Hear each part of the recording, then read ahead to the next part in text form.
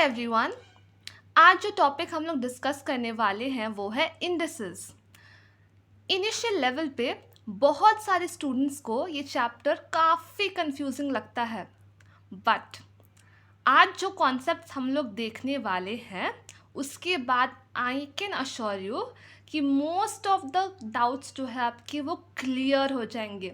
Most of the क्यों कहा मैंने, सारे क्यों नहीं, सारे तब होंगे जबकि आप जमकर इस चैप्टर से बहुत सारे वैरायटी ऑफ क्वेश्चंस प्रैक्टिस कर लेंगे। तो इस चैप्टर से आज के बाद आपको बिल्कुल डर नहीं लगेगा, क्योंकि इस चैप्टर के सारे जो इम्पोर्टेंट कॉन्सेप्ट्स हैं along with the most difficult and tricky questions, उनको मैं इस इंडिसेस की सीरीज़ में डिस्कस करूँगी one by one. Concepts clear कराने की जिम्मेदारी मेरी है और इसको प्रैक्टिस करके कॉन्सेंट्रेट करने की जिम्मेदारी होगी आपकी। तभी जाके आप कह पाएंगे कि indices chapter is now on my finger tips. ठीक है, तो स्टार्ट करते हैं। सो इंडिसेस के कुछ बेसिक कॉन्सेप्ट्स हम लोग पहले देख लेते हैं, फिर हम लोग देखेंगे आज की इस वीडियो में लॉज ऑफ इंडिसेस, और मैं कुछ क्वेश्चंस डिस्कस करूँगी ताकि आपके सारे कॉन्सेप्ट जो मैंने पढ़ाए वो कॉन्क्रीटली आपके दिमाग में बैठ जाए और आप कभी भी इन कॉन्सेप्ट्स को भूले नहीं। तो इंडिसेस, अगर मैं आपको एक एग्जांपल दूँ इसका, सपोज़ मैंने लिखा यहाँ पे ए और उसके ऊपर मैंने लिखा रेज़ टू द पावर 4, तो ये जो ए है उसे हम लोग क्या कहेंगे, base. Okay, so this is known as the base. And ये जो 4 है यहाँ पे, what will we call this is called as its exponential value, या फिर इसको पावर भी बोल सकते हैं आप, ठीक है, या फिर आप इसको इंडेक्स भी बोल सकते हैं, ठीक है। इसका और एक एग्जांपल ले लेते हैं with a numeric value. Suppose मैंने कहा 3 रेज़ टू द पावर 3, क्या मतलब हुआ इसका, ये जो बेस है 3, इसको मल्टीप्लाई करना होगा उसी से, कितने बार, जितने बार ऊपर में पावर लिखी होगी। पावर कितनी लिखी हुई है यहाँ पे, 3, यानी कि 3 times. So 3 into 3 into 3, what is it equal to, it is equal to 27। ऐसे और एक एग्जाम्पल ले लेते हैं। सपोज हम लोग लिखते हैं 2, यानी कि बेस है 2 यहाँ पे, ठीक है। Raise to the power 4 suppose मैंने लिखा, तो इसका क्या वैल्यू आएगा, 2 मल्टीप्लाई होगा अपने ही आप से, कितने बार, 4 times. So 2 into 2 into 2 into 2, that is equal to 16। अब ये सारा तो आप लोगों ने ऑलरेडी लोअर क्लासेस में पढ़ रखा है, तो आपको इतना तो पता है। अब आते हैं मेन चीज़ों पे जो आपको क्लास 9 के लिए इम्पॉर्टेंट होंगी, ठीक है। लॉज ऑफ इंडाइसेस, ये सबसे इम्पॉर्टेंट है। अगर आपको लॉज ऑफ इंडिसेस क्लियर नहीं है तो पूरा चैप्टर आपको मुश्किल लगने वाला है, तो बहुत ध्यान देंगे आप सब यहाँ पे। ए टू द पावर का वैल्यू होता है 1। What does it mean, let's take one example. कोई भी नंबर हो, ठीक है, लेट मी टेक 461, एक नंबर ले लिया मैंने और इसको मैंने रेस कर दिया टू द पावर 0। अगर 0 होगा पावर तो हमेशा आंसर क्या आएगा उसका, 1 ही आएगा। ये आपको याद रखना है। डजेंट मैटर कौन सा बेस लिखा हुआ, कितना भी बड़ा बेस हो, अगर उस पर 0 की पावर लगी हुई है तो आंसर हमेशा 1 आने वाला है, ठीक है। अब यहाँ पे हम लोग ले लेते हैं सेकंड जो लॉ है, ए टू द पावर -3, यहाँ पे मैंने लिया है। इसका क्या मतलब होगा वैसे, नेगेटिव पावर। अभी तक तो हम लोगों ने जितने पावर्स देखी यहाँ एग्जाम्पल में सारी पॉजिटिव है। ये नेगेटिव पावर मतलब क्या होता है, अगर किसी भी नंबर को हम लोग उसके नेगेटिव पावर में एक्सप्रेस करते हैं, यानी कि हम लोग उसको लेंगे उसके रेसिप्रोकल फॉर्म में। रेसिप्रोकल मतलब 1/a rays to the power 3। और एक एग्जाम्पल ले लूँ मैं यहाँ पे, सपोज मैंने यहाँ पे लिया 5 रेज़ टू द पावर -2। क्या मतलब होगा इसका, अगर जब भी आपको नेगेटिव में पावर दिखे, यानी कि हम लोग बात कर रहे होंगे उसके रेसिप्रोकल के बारे में, ठीक है। तो उसको एक्सप्रेस करेंगे 1/5, ठीक है, रेज़ टू द पावर 2, कुछ इस तरीके से, ओके। अब नेक्स्ट जो थर्ड लॉ है, यहाँ से जितने भी लॉज आएंगे लॉ नंबर 3 से, वो सारे आपको बहुत ज़्यादा हेल्पफुल रहेंगे क्वेश्चन सॉल्व करने के लिए। ये लॉज अगर आपको 3 से क्लियर नहीं होंगे तो रिवाइंड करके देखिएगा वीडियो को, क्योंकि यही लॉज है जो आपको क्वेश्चन बनाने में हेल्प करेंगे। a to the power n into a to the power m का वैल्यू क्या हो जाएगा? अगर आपको ऐसे दो नंबर्स को मल्टीप्लाई करना है जिनका बेस सेम है, पावर्स भले कुछ भी हो, अगर बेस सेम है तो क्या करेंगे? उस केस में बेस को एज इट इज़ लिखेंगे और जो पावर्स है उनको आप करेंगे ऐड। यहाँ पे पावर n है और यहाँ पे पावर m है, तो इस तरीके से एक नंबर के साथ में एग्जाम्पल लेके देख लेते हैं। सपोज अगर हमारे पास यहाँ पर है 5 रेज़ टू द पावर, मैंने यहाँ पे इसको 1 ले लिया। पावर 1 लेने का सिंपल सा रीज़न है just to keep the number small, ठीक है। एंड यहाँ पे ले लिया 5 टू द पावर 2। अगर ऐसा कुछ है तो बेस अगर सेम है और मल्टीप्लाई करना है नंबर्स को, तो बेस को एज इट इज़ रखेंगे और पावर्स को कर देंगे आप ऐड। तो यहाँ पे हो जाएगा 1 + 2, यानी कि 5 रेज़ टू द पावर 3। कितना वैल्यू होता है इसका? 125, ठीक है। 5 × 5 × 5 करेंगे तो आपको वैल्यू मिलेगी 125, ठीक है। अब मल्टीप्लिकेशन तो देख ली, डिवीजन ज़रा देख लेते हैं। a to the power m divided by a to the power n, same चीज़ है। यहाँ पे बेसिस सेम है, पावर डिफरेंट है, डिवाइड कैसे करेंगे? जब मल्टीप्लाई कर रहे थे सेम बेसिस के साथ में तो पावर को ऐड कर दिया। अब मल्टीप्लिकेशन की उल्टा मतलब डिवीजन, तो डिवीजन में क्या करेंगे? पावर को माइनस सब्ट्रैक्ट करेंगे एक दूसरे से। तो अगर बेस सेम है, डिवीजन करना है तो पावर होंगे आपस में सब्ट्रैक्ट। इसीलिए एक एग्जाम्पल लेके देखते हैं हम लोग इसको। अगर मैं चाहती हूँ 2 to the power 4 divided by 2 to the power 3, ठीक है। बेस सेम है ना, यहाँ पे बेस सेम है तो क्या करेंगे? पावर्स को हम लोग यहाँ पे सब्ट्रैक्ट, यानी कि 4 - 3 करेंगे तो क्या मिलेगा हमें यहाँ पे? 2 to the power 1, right. 2 to the power 1 का मतलब 2 ही होता है। तो ये हो गया हमारा रूल नंबर 4।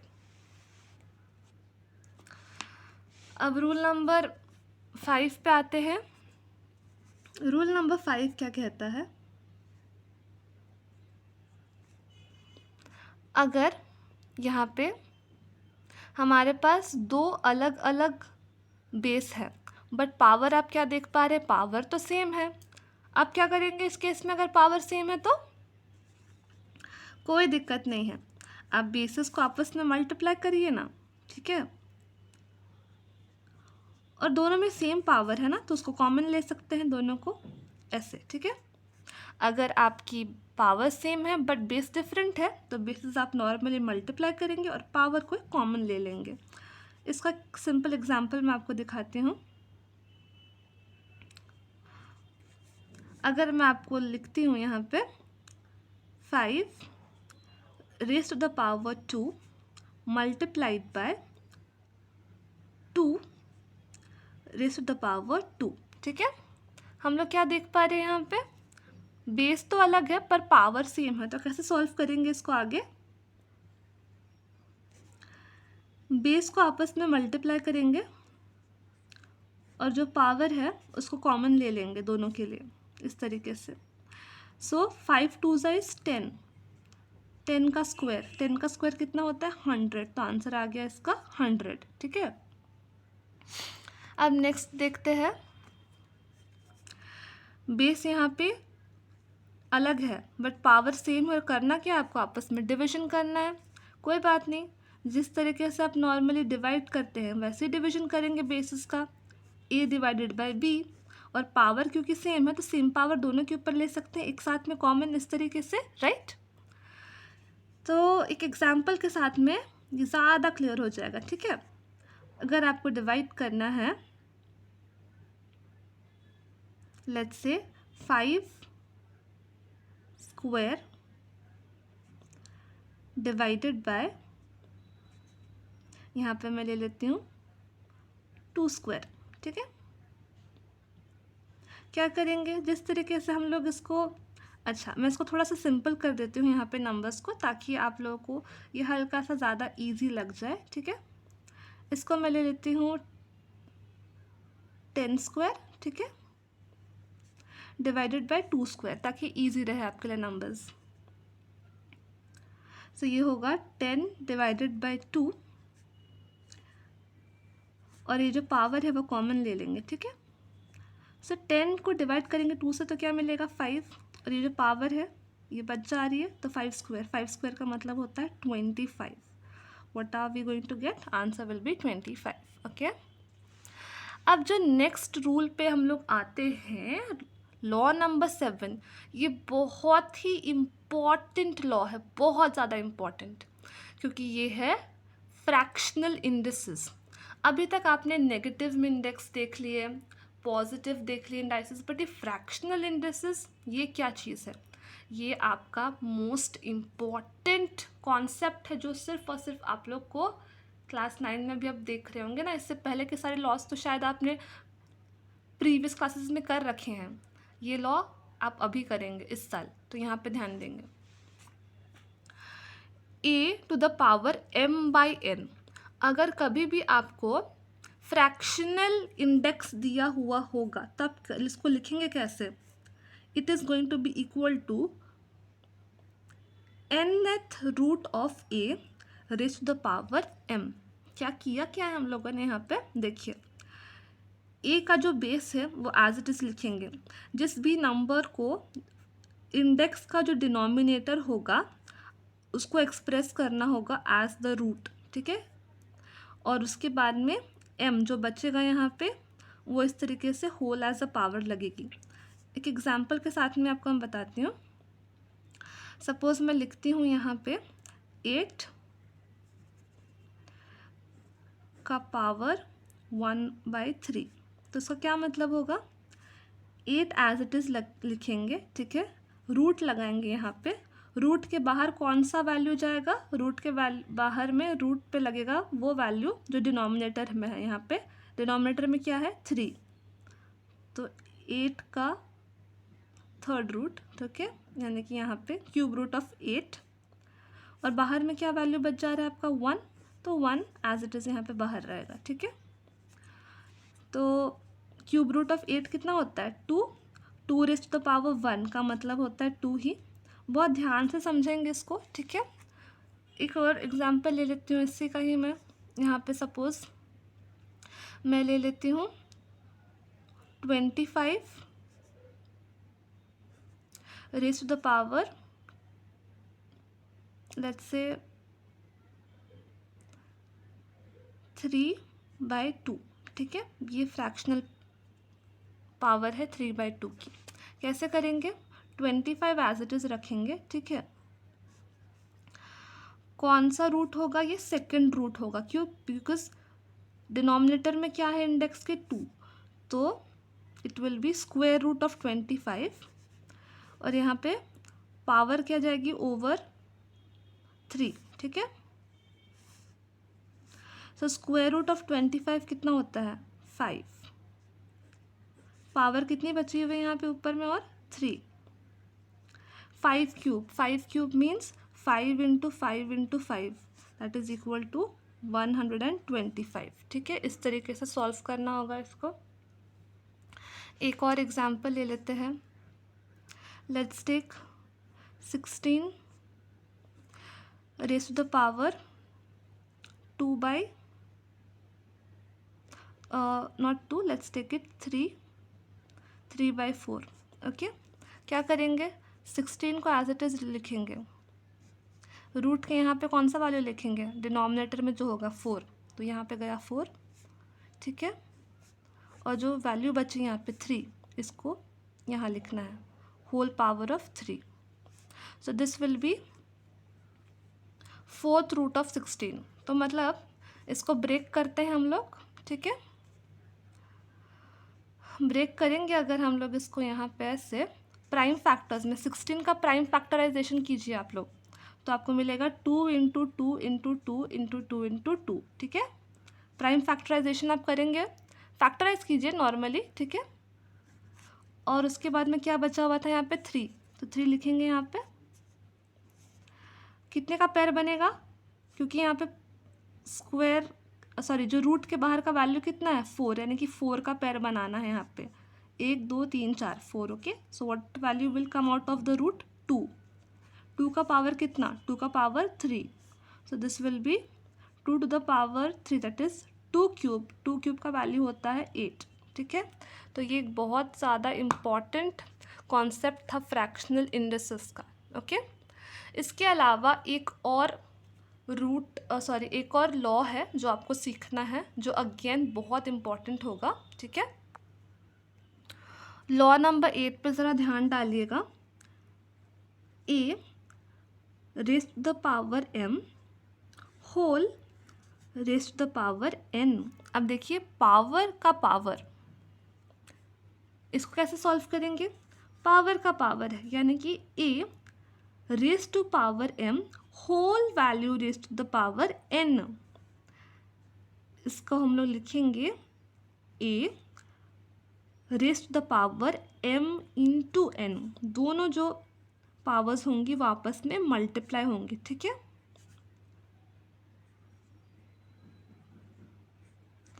एक एग्जाम्पल के साथ में देख लेते हैं. We have 2 raise to the power 2 whole raise to the power 3. तो कैसे लिखेंगे, जो दोनों पावर्स है 2 और 3 उनको आपस में मल्टीप्लाई करें देंगे, तो क्या मिलेगा यहाँ पे 2 टू द पावर 6, ठीक है. इस तरीके से हम लोग सॉल्व करेंगे. और एक एग्जाम्पल ले लेते हैं. If we have 4 raise to the power 3 whole raise to the power let's say 2. Base as it is रहेगा, 4 एज इट इज़ रहेगा, दोनों जो पावर्स होंगी वो आपस से मल्टीप्लाई हो जाएंगे, यानी कि 3 इंटू 2 कितना मिलेगा 4 टू द पावर 6. ओके, तो अब जैसे मैंने आपको बोला है कि सारी जितनी भी लॉज मैंने आपको बताई है उसको आप मल्टीपल टाइम्स रिवाइंड करके रिवाइज करके देख लीजिए. वैसे तो मुझे लगता है कि क्लियर हो गई होंगी, फिर भी आप उनको रिवाइज करते रहिए, क्योंकि यही लॉज जो है आपको हेल्प करेंगे आगे, है ना. अब एक क्वेश्चन ले लेते हैं हम लोग. जितने भी लॉज हम लोगों ने पढ़ी हैं उसको यूज़ करते हुए एक क्वेश्चन सॉल्व करते हैं. ये पहला क्वेश्चन हम लोग देख रहे हैं, आप ही के टेक्स्ट बुक से है, एक्सरसाइज 7A से ये क्वेश्चन लिया है मैंने, ठीक है. नेक्स्ट सेशन या फिर जो नेक्स्ट क्लास में लूँगी उसमें मेजरली हम लोग सिर्फ क्वेश्चंस डिस्कस करेंगे. आज का जो क्लास होगा उसमें हम लोग यही क्वेश्चन डिस्कस करेंगे, क्योंकि कॉन्सेप्ट्स बहुत देख लिए हम लोगों ने, है ना. ओके, आते हैं क्वेश्चन देखते हैं. 5 raise to the power -4 into 125 raise to the power 5/3 divided by 25 minus 1/2. अब देखिए इस एक क्वेश्चन को बनाने के लिए हम लोगों के पास जो लॉज है वो यूज़ करेंगे हम लोग. इस एक क्वेश्चन को ना 2 तरीके से बनाया जा सकता है. सबसे पहले मैं इसको आपको बताती हूँ, जो टेक्स्ट बुक में जिस तरीके का आपका मेथड दिख रहा है ना, उस मेथड को यूज़ करके, ठीक है. तो यहाँ पे आपको लेना है 5 raise to the power -4 into, अब हम लोग क्या करेंगे ना, यहाँ पे 125 को जो है ब्रेक करेंगे इस तरीके से कि हम लोगों को 125 मिल जाए हैविंग द पावर ऑफ 3, यानी कि बेसिकली 125 को हम लोग को ब्रेक करना है. तो चलिए सबसे पहले 125 को ब्रेक करते हैं. 125 आपको है पता कि वो ब्रेक करेंगे हम लोग प्राइम वैल्यूज़ के टर्म में, ठीक है। डिवाइड करेंगे 5 से, क्या मिल जाएगा यहाँ पे आपको 25, 5 5 ज़ा 25, ठीक है, एंड 5 1 ज़ा 5, यानी कि अगर 5 को हम लोग ब्रेक करते हैं उसके प्राइम 125 को अगर ब्रेक करते हैं तो हम लोग को मिलता है 5 into 5 into 5, right. 5 into 5 into 5 को हम लोग लिख कैसे सकते हैं, 125 is equal to 5 into 5 into 5। इसी को अगर हम लोग ब्रेक करें तो it can be written as 5 to the power 3। Basically हम लोगों का मकसद ही क्या था कि 125 को एक्सप्रेस करें एज द पावर ऑफ 3। क्यों एक्सप्रेस कर रहे हैं as the power of 3, power of कोई और नंबर के फॉर्म में क्यों नहीं एक्सप्रेस कर रहे हैं, उसका रीज़न आप लोग देखिए यहाँ पे क्वेश्चन में यहाँ पे it is raise to the power 5/3। अगर हम लोग को रहता है value 5 raise to power 3 divided by raise to the power 5/3, अगर ऐसा मिलता है तो पावर इंटू पावर, ये आप देख चुके हैं ना अभी आप,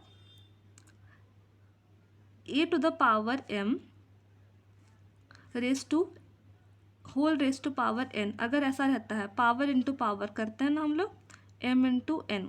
अगर सेम कॉन्सेप्ट हम लोग यहाँ भी यूज़ करेंगे, सेम मेथड, तो क्या हो जाएगा 3 इंटू 5/3 हो जाएगा, है ना। ये 3 और ये 3 कैंसिल होने वाला है, इसीलिए आपको बहुत अच्छे से याद रखना है, जब भी आपको इस तरीके का कोई वैल्यू दिया हुआ हो तो क्या कोशिश करेंगे, डिनोमिनेटर में जो वैल्यू होगा यहाँ पे, कौन सा वैल्यू है यहाँ पे डिनोमिनेटर में 3 का, उसी के पावर के टर्म्स में आपको एक्सप्रेस करना है ये अंदर वाला वैल्यू, ताकि क्या हो सके, वो दोनों वैल्यूज़ आपस में कैंसिल हो सके। जैसे कि डिनोमिनेटर में हमारे पास यहाँ पे था 3, इसीलिए हमने कोशिश किया कि 125 को एक्सप्रेस कर दे 3 के पावर में, ताकि ये 3 और ये 3 आपस में क्या हो जाए, कैंसिल, ठीक है। ये कॉन्सेप्ट आई होप आपको समझ में आया हो। तो यहाँ पे 125 का क्या वैल्यू निकाला है अभी हम लोगों ने, 5 का पावर 3, ठीक है। और अभी भी हमारे पास क्या बचा हुआ है यहाँ पे 5 1/3 बचा हुआ है ना, तो उसको एज इट इज़ लिखिए। अब देखिए 25 रेज टू द पावर 1/2, अभी मैंने आपको बताया है यहाँ पे क्या है डिनोमिनेटर में 2, तो 25 को हम लोग कोशिश करेंगे एक्सप्रेस करने का इन द पावर ऑफ 2। 25 को फैक्टराइज कीजिए, क्या मिलता है 5 इंटू 5 का पावर 2, यानी कि कोशिश करना है कि उसको आप 2 के पावर में ही एक्सप्रेस करें, तो 2 के पावर में एक्सप्रेस कर दिया, 5 raise to the power 2 into क्या बचा है यहाँ पे -1/2।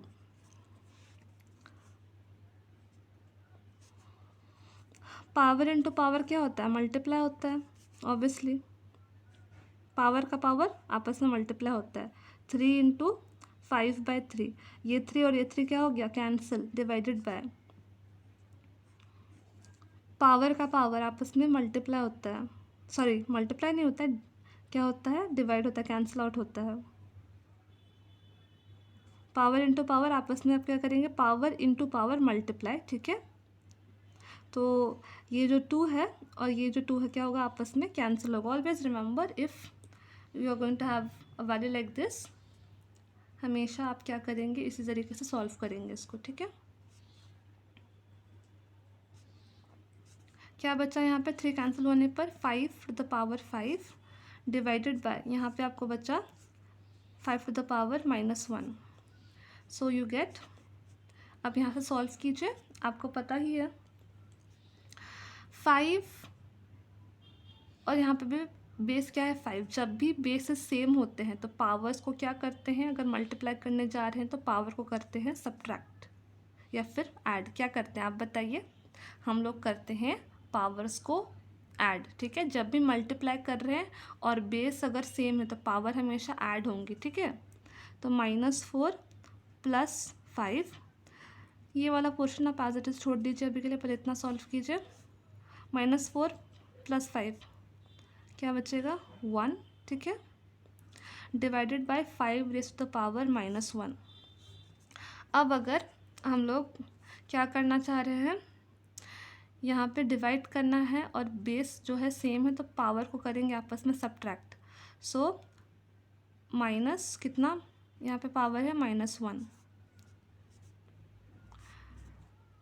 माइनस माइनस क्या होता है प्लस, तो आपको मिल गया यहाँ पे 5⁻², यानी कि वैल्यू आपका आ गया 25। ठीक है, ये आपने सॉल्व कर लिया। तो ये एक मेथड था सॉल्व करने का। एक और मेथड मैं आपको दिखाना चाहूँगी इसी क्वेश्चन को सॉल्व करने का, जिससे आपका क्वेश्चन जो है वो काफ़ी जल्दी बन जाएगा मेरे हिसाब से। ठीक है, मैं आपको यही क्वेश्चन दूसरे मेथड से बना के दिखाती हूँ। तब तक मैं आपको ये क्वेश्चन लिख ले रही हूँ।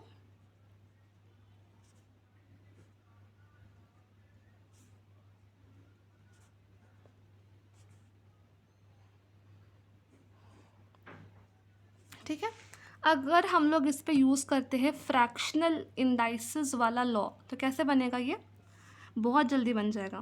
5⁻⁻4। ठीक है, अब मैंने आपको क्या सिखाया है, अगर फ्रैक्शनल इंडाइस हो तो इसको कैसे एक्सप्रेस करते हैं, 125 एज इट इज़ रहेगा। ठीक है, रूट ऑफ डिनोमिनेटर में क्या है, यहाँ पे डिनोमिनेटर में है 3 आपका ऐसे लिखाएगा। ठीक है, इसको ऐसे लिखेंगे हम लोग। रेज़ टू द पावर क्या बचेगा यहाँ पे 5, जस्ट मैंने आपको लॉ पढ़ाया है पहले, उसी का यूज़ कर रहे हैं। फ्रैक्शनल इंडेक्स है, डिनोमिनेटर जो भी होगा सेम वैल्यू रूट में आएगा। ठीक है, डिनोमिनेटर 2 है तो रूट में यहाँ पे 2 आया, बचा क्या -1। ठीक है, अगर आप लोग ये वाला लॉ यूज़ करेंगे ना, मैं बोल रही हूँ सारे क्वेश्चन तुरंत सॉल्व हो जाएंगे।